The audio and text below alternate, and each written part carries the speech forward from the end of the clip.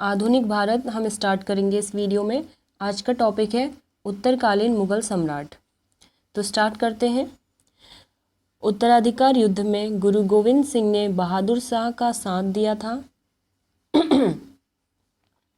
ठीक है। मुगलों से स्वतंत्र होने वाले राज्य एवं संस्थापक यहाँ पर कुछ दिए हुए हैं। पहला है अवध, इसका संस्थापक था शहादत खां। हैदराबाद के संस्थापक जो थे चिनकिलिच खां या उनका नाम था निज़ाम उल मुल्क आसफ जाह। रुहेलखंड के संस्थापक थे वीर दाऊद एवं अली मोहम्मद खां। बंगाल का संस्थापक था मुर्शिद कुली खां। कर्नाटक का संस्थापक था सादतुल्ला खां। भरतपुर का संस्थापक था चूरामन एवं बदन सिंह। यह कहीं कहीं पर राजाराम का भी नाम दिया जाता है। नोट है यहाँ पे, मुगल सम्राट मोहम्मद शाह ने सादत खां को बुरहान उल मुल्क की उपाधि दी थी। सादत खां का असली नाम मीर मोहम्मद अमीन था। बहादुर शाह का पूर्व नाम मुअज्जम था। बहादुर शाह को शाह ए खबर के उपनाम से पुकारा जाता था। जहांदार शाह अपने शासनकाल में लाल कुमारी नाम की वेश्या को हस्तक्षेप करने का आदेश दे रखा था। मुगल कालीन इतिहास में सैयद बंधु हुसैन अली खां एवं अब्दुल्ला खां को शासक निर्माता के रूप में जाना जाता था। जहांदार शाह को लंपट मूर्ख भी कहा जाता था। फर्रुखसियर को मुगल वंश का घृणित कायर कहा गया है। सुंदर युवतियों के प्रति अत्यधिक रुझान के कारण मोहम्मद शाह को रंगीला बादशाह कहा जाता था। एक संगीतकार के रूप में मोहम्मद शाह ने अनेक ख्यालों की रचना की। तुरानी सैनिक हैदर बेग ने 9 अक्टूबर 1720 को सैयद बंधु हुसैन अली खां की हत्या कर दी। मोहम्मद शाह के शासनकाल में ही हैदराबाद के चिनकिलिच खां ने निज़ाम उल मुल्क की उपाधि धारण की और 1725 में स्वतंत्र राज्य की स्थापना की। ठीक है, चिनकिलिच खां ने किसकी स्थापना की थी? हैदराबाद की। हैदराबाद की स्थापना तुरानियों ने एवं अवध की स्थापना ईरानियों ने की थी। ईरान, जिसे फारस कहा जाता था पहले, के सम्राट नादिर शाह ने 1739 में दिल्ली पर आक्रमण किया। उस समय दिल्ली का शासक मोहम्मद शाह था। नादिर शाह को ईरान का नेपोलियन कहा जाता है। ईरान का नेपोलियन किसे कहा जाता है? नादिर शाह को। नादिर शाह लगभग 70 करोड़ रुपए की धनराशि और शाहजहां का बनवाया हुआ तख्ते ताउस तथा कोहिनूर हीरा लेकर फारस वापस लौट गया। जो ये तख्ते ताउस था, पीकॉक थ्रोन, उसको किसने बनवाया था? शाहजहां ने बनवाया था। और इसका निर्माण किया था बेबादल खां ने। तख्ते ताउस यानी कि मयूर सिंहासन पर बैठने वाला अंतिम मुगल शासक था मोहम्मद शाह। शाह आलम द्वितीय यानी कि अली गौहर के शासनकाल में 1803 में अंग्रेजों ने दिल्ली पर कब्जा कर लिया। पानीपत का तृतीय युद्ध 1761 में मराठा एवं अहमद शाह अब्दाली की सेना के बीच हुआ। इस युद्ध में मराठों की हार हुई थी। अहमद शाह अब्दाली का वास्तविक नाम अहमद खां था। इसने 8 बार भारत पर आक्रमण किया। तो अहमद शाह अब्दाली ने भारत पर कितनी बार आक्रमण किया? 8 बार। गुलाम कादिर खां ने 1806 में शाह आलम द्वितीय की हत्या करवा दी। ये शाह आलम द्वितीय कौन है? जिसके समय अंग्रेजों ने दिल्ली पर कब्जा कर लिया था। बहादुर शाह द्वितीय यानी कि जफर अंतिम मुगल सम्राट था। 1857 की क्रांति में भाग लेने के कारण अंग्रेजों द्वारा बहादुर शाह जफर को बंदी बना लिया गया एवं रंगून भेज दिया गया।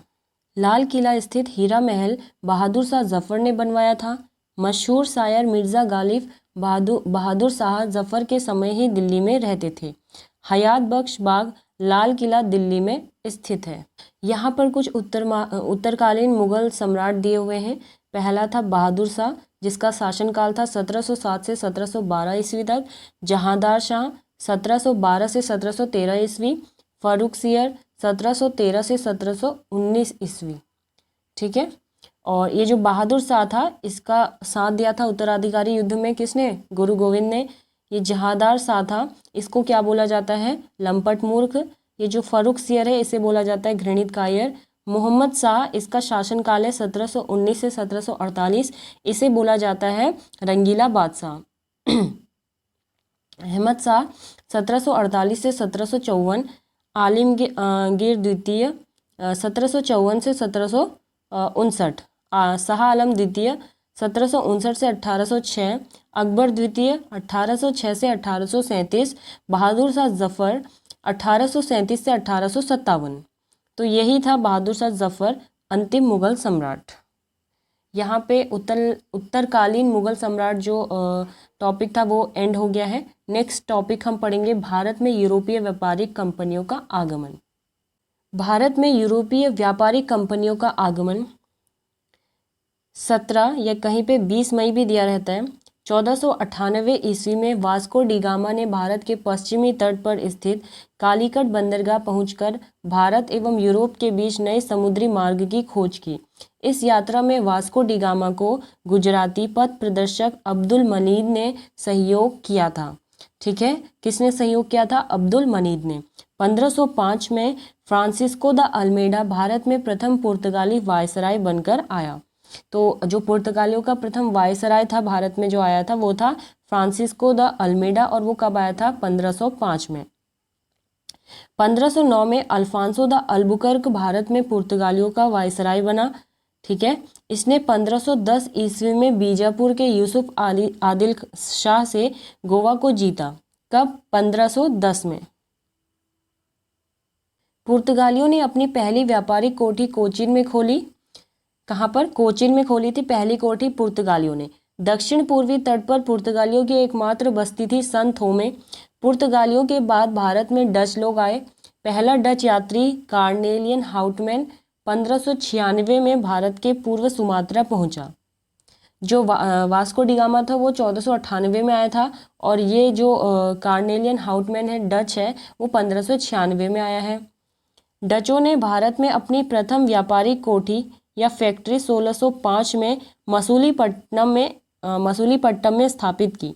ठीक है, पुर्तगालियों ने कहाँ की थी? कोचीन में, और डचों ने की है मसूलीपट्टनम में। डचों की दूसरी व्यापारिक कोठी पुलीगढ़ में स्थापित हुई, पहली मसूलीपट्टनम में और दूसरी पुलीगढ़ में, जहां उन्होंने अपने स्वर्ण सिक्के पैगोडा को ढाला और पुलीगढ़ को ही समस्त गतिविधियों का केंद्र बनाया। डचों ने भारत में प्रथम बार औद्योगिक वेतनभोगी रखे। डचों का भारत में अंतिम रूप से पतन 1759 के अंग्रेजों एवं डचों के मध्य हुए वेदरा युद्ध से हुआ। वेदरा का युद्ध कब हुआ था? 1759 में। किसके बीच? अंग्रेजों एवं डचों के बीच। यहाँ पे कंपनी और उनके स्थापना वर्ष हैं। पुर्तगाली ईस्ट इंडिया कंपनी जो उसकी स्थापना हुई थी 1498 में। अंग्रेजी ईस्ट इंडिया कंपनी की स्थापना हुई थी 1600 में। डच ईस्ट इंडिया कंपनी की स्थापना हुई थी 1602 में। डेनिश ईस्ट इंडिया कंपनी की स्थापना हुई थी 1616 में। फ्रांसीसी ईस्ट इंडिया कंपनी की स्थापना हुई थी 1664 में। स्वीडिश ईस्ट इंडिया कंपनी की स्थापना हुई थी 1731 ईस्वी में।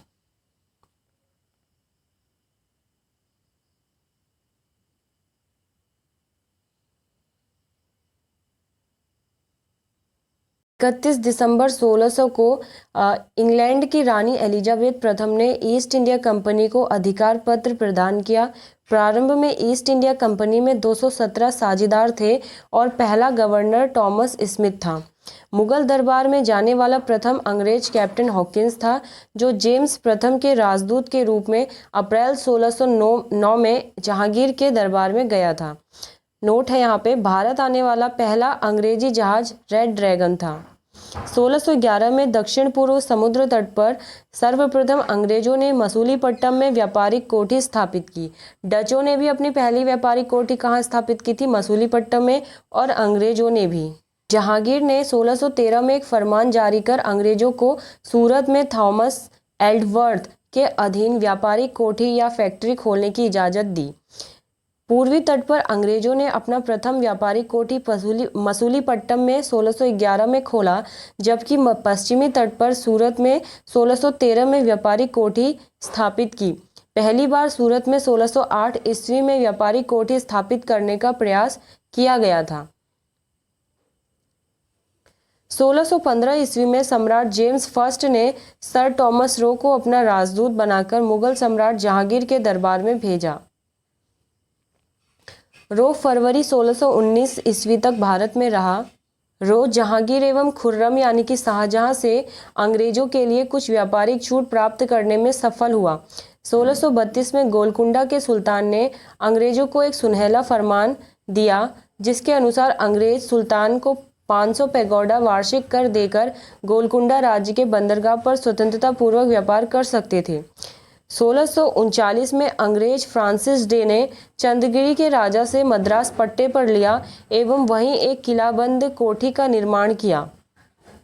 इस कोठी का नाम फोर्ट सेंट जॉर्ज पड़ा और यही फोर्ट सेंट जॉर्ज कालांतर में कोरोमंडल तट पर अंग्रेजी मुख्यालय बना। 1661 में पुर्तगाली राजकुमारी कैथरीन ऑफ ब्रेगेंजा एवं ब्रिटेन के राजकुमार चार्ल्स द्वितीय का विवाह हुआ। इस अवसर पर दहेज के रूप में पुर्तगालियों ने चार्ल्स द्वितीय को बम्बई प्रदान किया। 1668 ईस्वी में चार्ल्स द्वितीय ने बम्बई को 10 पाउंड के वार्षिक किराए पर ईस्ट इंडिया को दे दिया। 1687 में अंग्रेजों ने पश्चिमी तट का मुख्यालय सूरत से हटाकर बम्बई को बनाया।